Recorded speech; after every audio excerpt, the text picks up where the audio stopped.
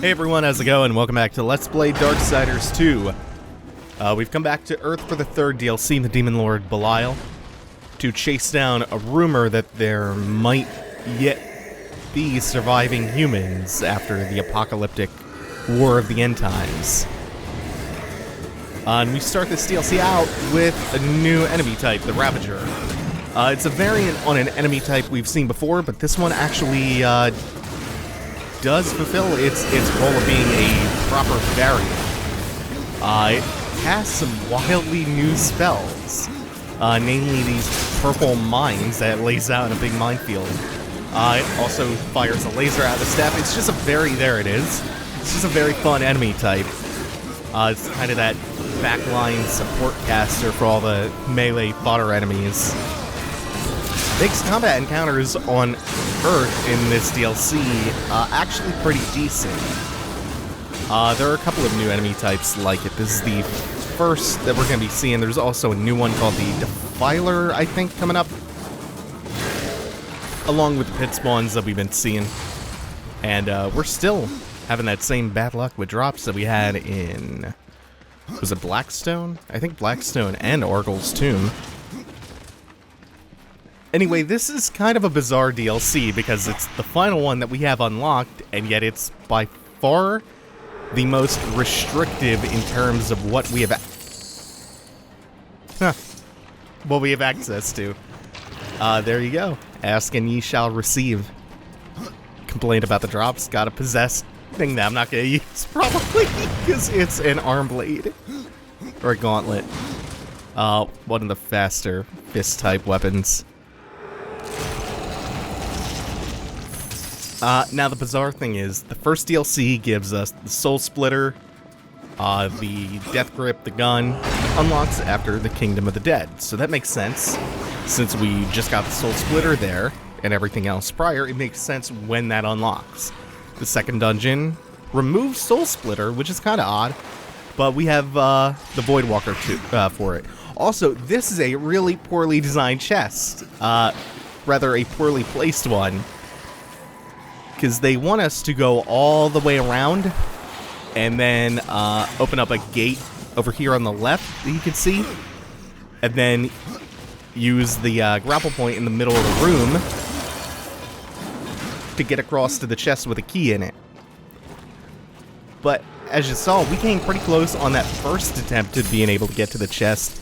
With a little more effort, you can actually just get to the chest outright from that spot that we were trying to do. Like, obviously I'm going to show the whole dungeon off, so we're not going to quite do it that way, but still, like, the point remains that you can just skip having to do a bunch of puzzles and platforming and whatnot and go straight to the key. So anyway, it's weird that you lose the Soul Splitter but retain the Voidwalker. I think we have to wall run here, and then, whoops, that didn't work because I did not have the hook shot out. Sometimes it's a little finicky like that. But as long as we have the Voidwalker, it still makes sense.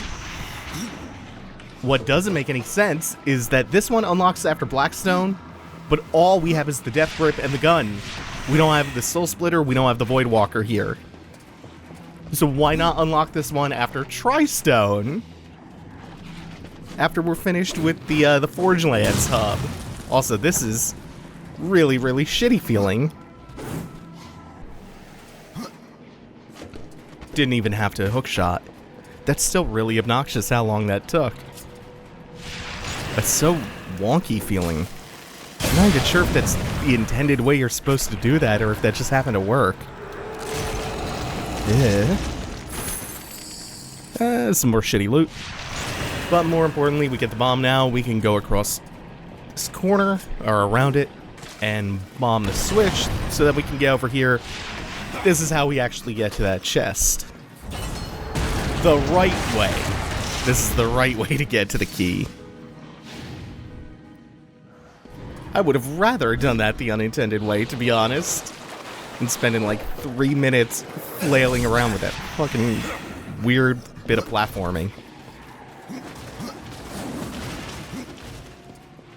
So the Demon Lord Belial DLC is not fantastic. That is what we just went through is not the only reason I would say that. But aside from some of the new enemy types, there's not a whole lot going on here. Like, the new enemy types are fine. The boss fight is fine with a few exceptions, but there's very little of interest actually going on here, and it's about 30 to 35 minutes long.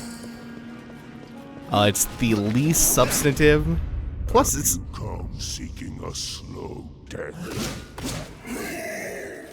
Hell awaits you. Oh, this is where we actually get the proper introduction to this enemy type. I didn't know that. I never usually go after this chest, but I figured for completion's sake I might as well. Yeah, that's... It's weird that they introduced this new enemy type. They give the proper introduction cutscene to you in this super optional, out-of-the-way area.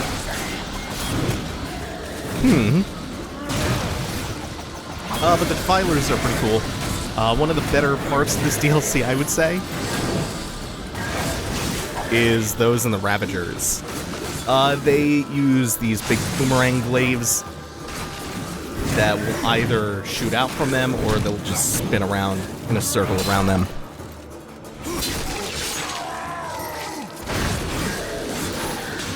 So you just have to watch how you approach them.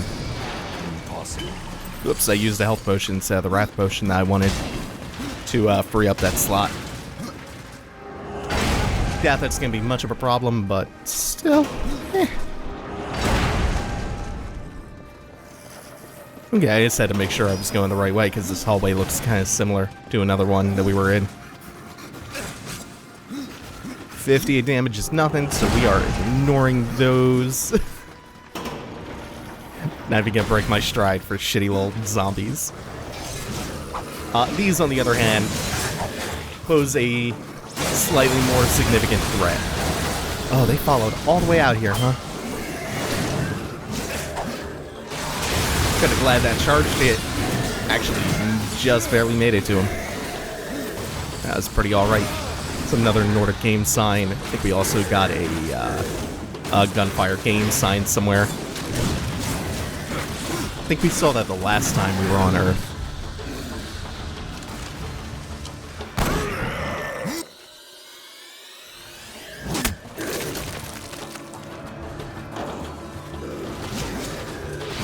And that's our cue to just move forward. We'll be meeting up with that guy. Since we are chasing down lead for surviving humans, we will be going after him. And meeting up with him down the line. First, we still have to... Oh, come on! That sucks. They can backpedal that fast.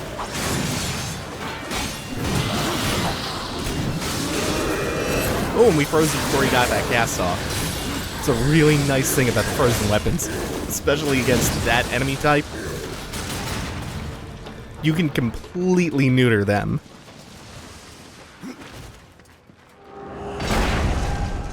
Oh, and even better, the Harvester will proc that. Your Teleport Slash will proc that. A lot of things will proc the freeze. So we don't have to go into this building, but there is a legendary that I want to pick up. Not for use, not for personal use, but just, again, for completion. It's not terribly far out of the way or well hidden. We just have to swim down and then come up here. And we get... Which one is this? There are like 3 legendaries in this. Oh, the fucking shitty Hellmaw. Oh, if only that was better than the possessed glaive that I got a while ago. Might be worth showing off. It doesn't have a super cool effect, though. I think we're gonna get something later in the DLC that has the Midas Touch ability, which causes enemies to explode into bags of gold, but again, not a practical thing since there isn't a big gold dump in Darksiders 2. And through here, we make it to the next wing. I will hunt you down! You'll pay for what you've done! This is a mistake, human. I only wish to speak. In case you don't recognize that voice, that is, of course, Steve Blum. There's nothing left to lose. It's easier to keep your head. Most people panicked or tried to fight the demons. Can't blame them. They were slaughtered like cattle. Nothing they did mattered in the end.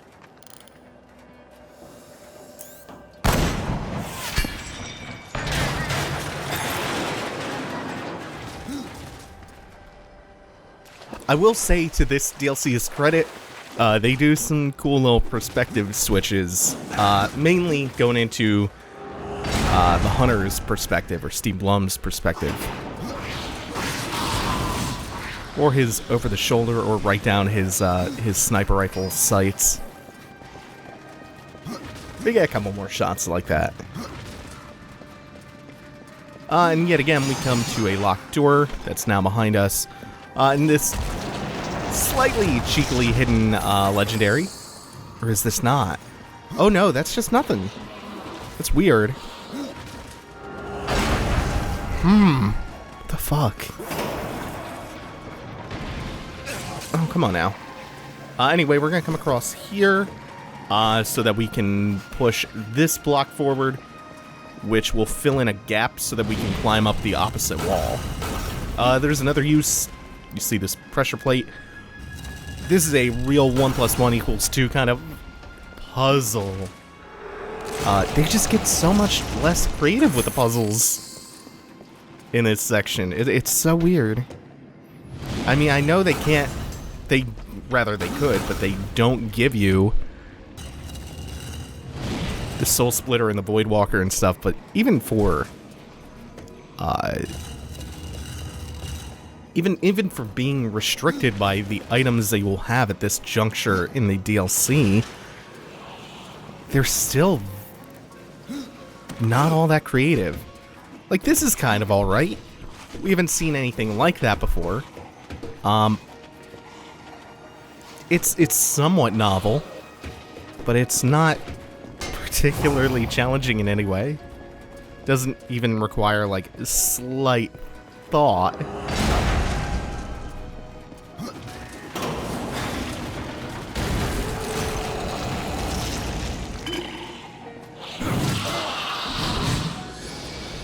And of course, this is a boss fountain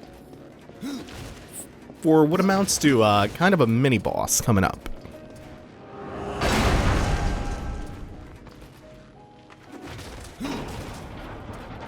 Town of Ash is a good name, though.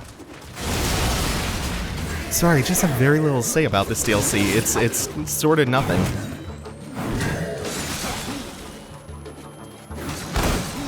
It feels very phoned in.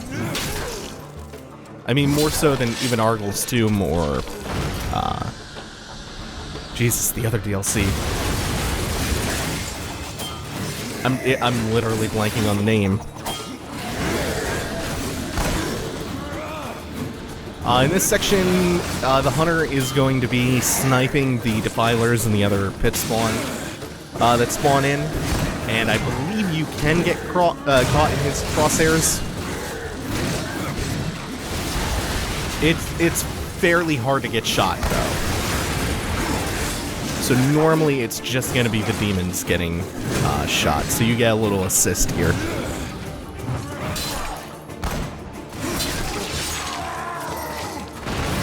Which is an alright concept, it's just not substantive enough for my taste.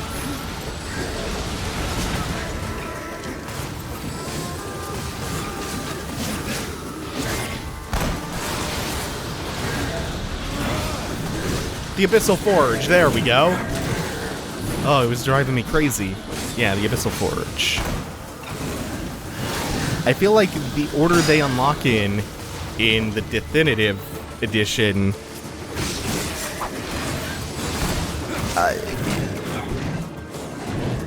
is kind of strange from a quality standpoint, because I think the Abyssal Forge is probably the best one, followed by Argyl's Tomb and then this one. So they start with the best and end with the worst.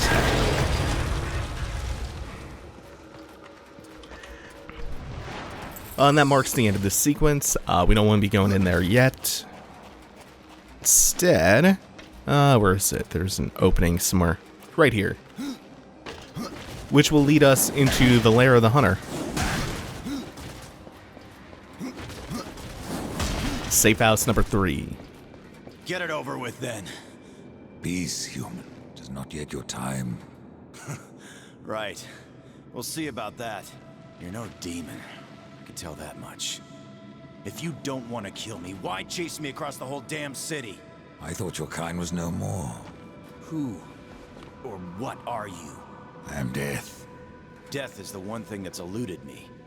Why, after all this, do you come for me now?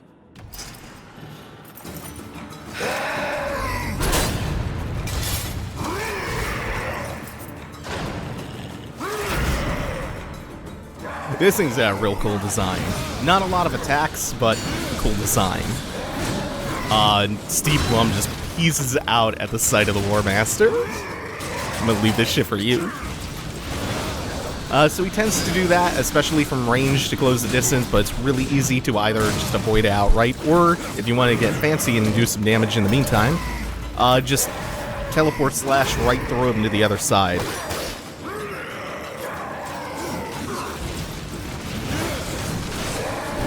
Half health. See, he regained all of his HP. He started glowing with red sexual energy. Also, that Blade Geyser attack from Darksiders 1. I see those assets. And he starts pouncing around and doing that a lot more often instead of doing the charge. But he's still just kind of a pushover, like regardless. And he'll still do that charge every now and then. Also, he does stagger, so you get some free hits in, even with your slower weapons. Also, don't forget about the crossover attacks. Those are really, really helpful.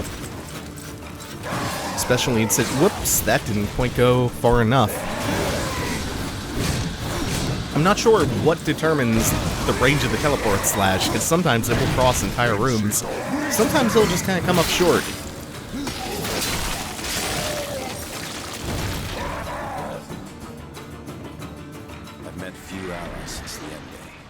Mostly beasts. And, well, the others. If I didn't know better, I'd say they were angels. Doesn't matter. Neither cares much for our kind. You're different somehow. You would think less of me had I come at any other time. How can it be that humans still live? I would hardly call this living. Yeah, my body works just fine. But everything that I live for is gone. Still, you should be dead. I stay low. There are ways of avoiding the demons. They're not all powerful as they would have us believe. You said us, there are others. Not sure. But I work alone. Some things never change, I guess. Even after the apocalypse. What became of those humans? I don't know. I can only hope that their end was quick. That is most likely. I respect your need for secrecy, human, but I must know, how did you survive? I was a Boy Scout. A what? Never mind. The Demon Lord caught up with me a while back. We made a deal. I sold my soul. I see. And what else did you give up? He forced me to tell him the hiding place of the other survivors. What was this demon's name? He called himself Belial. Wait, what are you gonna do? Kill him. First, he will tell me what happened to the other humans. Kill him? You're out of your mind! Those things that attacked us on the street, they were nothing. Belial's a demon lord! I've slain many lords in my time. Whatever you say. Oh yeah, and if you see my soul lying around, mind fetching it for me? Good, so we actually have a name drop for the Demon Lord Belial, the character for whom this DLC is named. And there's our second legendary, the Ice Reaper. Those things are actually pretty good, mainly because they cause the freeze status effect. We don't want to be taking that portal that will lead us back to Uriel for the time being, which is a significant loss of time, a waste of time. I want to make sure, though, that there isn't another way to our destination from this room, because there is a decent amount of backtracking to be done. Probably a minute or two or so, so I'm going to skip ahead to that. So the hunter just gave us the key for this door that we passed by earlier, and we had to spend about a minute or two backtracking to the door.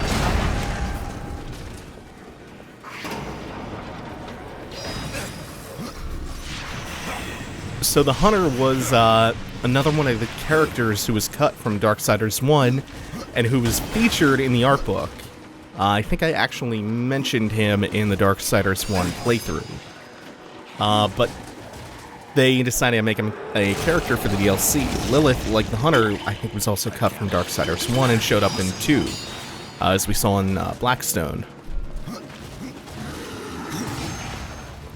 Also, as far as Belial being like this major Lord of Hell, this demon character. Real quick before I go on about that, you may have noticed that there was another Nerf gun. The intent is for this to be another drawn-out shooting segment. That's not going to happen here.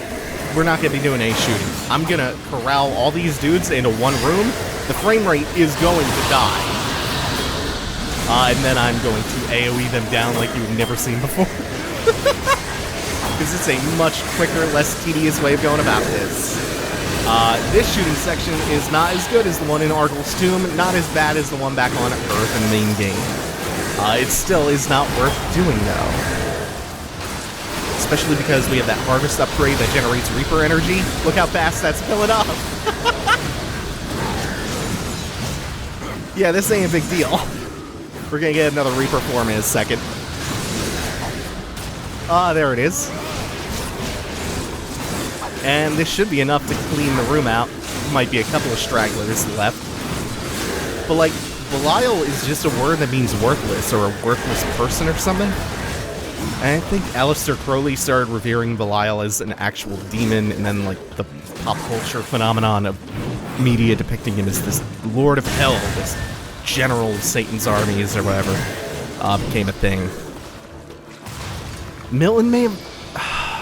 yeah, Belial was referenced by, I think, Satan in Paradise Lost. But not as, like, a major character. This is another thing that this game has in common with Diablo 3. Not only the weird Nephilim lore, but Belial being, like, this major player in Hell. The Demon Lord. Sure, Demon will have some more to say about Belial and Hebrew mythology specifically. Belial. The legions of hell must be in a sorry state to make you a lord. Curb your tongue, horseman, or I will tear it out. Why have you trespassed into my domain? It seems some humans have survived the apocalypse, despite the best efforts of your kind. You speak of the Hunter? He claimed that he sold you his soul. His soul's damnation was merely a threat to keep him in check. After all, how much harm can one human truly cause? Lilith and Samael may cuddle you, horsemen, but I have no more patience for your problem. Did you deceive the hunter? Or did he deceive you? You will die here! We both know that isn't true. Oh, that last line is so good! And that delivery is on point. Oh man, the DLCs do accomplish one thing almost universally. It's given Death some really good material to work with. But we need to get back out of this corner though. Oops, got caught by that. So Belial is a cool fight with a lot of fun little effects going on. Also, he comes from the Ferengi school of pronouncing human. Here, we're gonna need to free aim with the gun. As he goes into this whoa, God, it's going all over the place. That does not bode well for the last phase of the fight. Yeah, I've had problems with this reticle all throughout this playthrough. They're well documented. Oh boy, yeah, he's gonna get another one off. This is gonna get embarrassing. Oh, it just snaps. Just snaps all over the place. There we go. So he'll hold up his amulet that he has on his chest and channel an explosion AoE. That's very, very difficult to avoid. So the goal is just to shoot the amulet out of his hand. Now, for now, it's not even that bad. But in the final phase of the fight, he starts moving it around. And considering, like, I have this on low sensitivity, and it's freaking out like this. So that's gonna be a treat to try to shoot. And we'll do that when he's just on the brink of death. For now, it should be like right here, about at his right shoulder. Oh, that's gonna be the AoE. I'm gonna get caught. Nope, nope, nope, nope, not quite. You really don't want to spend much time behind him because he has an even faster tail whip than the dragon boss from Argyl's Tomb.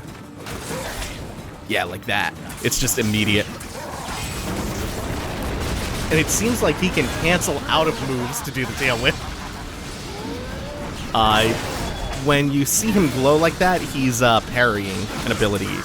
And then he'll do an AoE around him. It's not very hard to avoid, so it's not something that's worth being cautious over. Should be approaching the final phase right now. I think that should be it. Yeah, his health bar has even disappeared. Yeah, oh god, it's real bad. It's not... Oh, I did dodge the explosion though. It's not so bad if you can kind of move death instead of moving the right stick. But like, god. Again, you remember that episode where I lowered the sensitivity a ton and that didn't do anything, like way back in Tristone. It's just, I don't know what the fuck is up with it.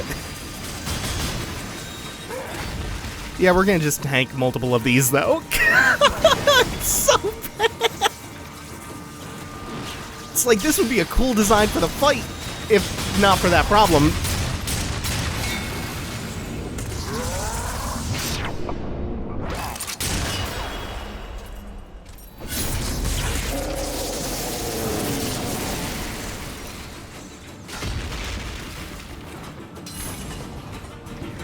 And from that, we should. Do I have to go pick it up manually? No, there it is. Just took a second. We will get Belial's Trident. It's a glaive with a Midas Touch ability. It's really not half bad, if not for the fact that we already had a really, really good possessed glaive. This portal leads us back to Safe House 3, where the hunter is waiting for us, and we'll relay the good news to him.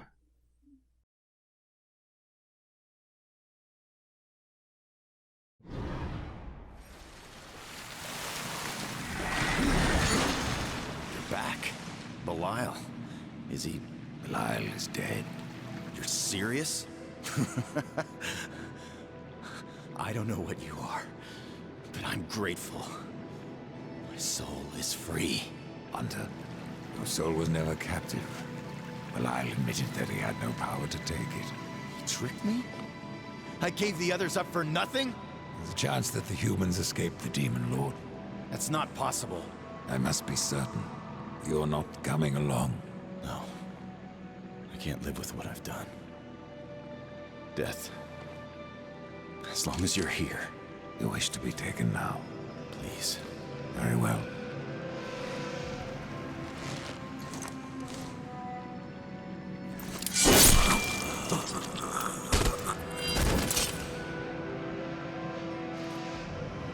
And now we'll be going back to Uriel to see if she has anything to say to us.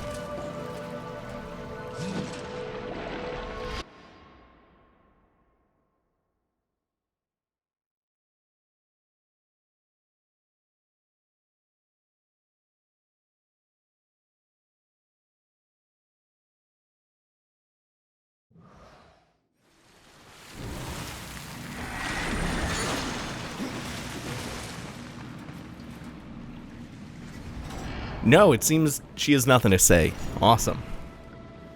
So that's going to do it for now. Thanks for watching, everyone. Next time is going to be the finale to Darksiders 2. Take it easy. Have a good one.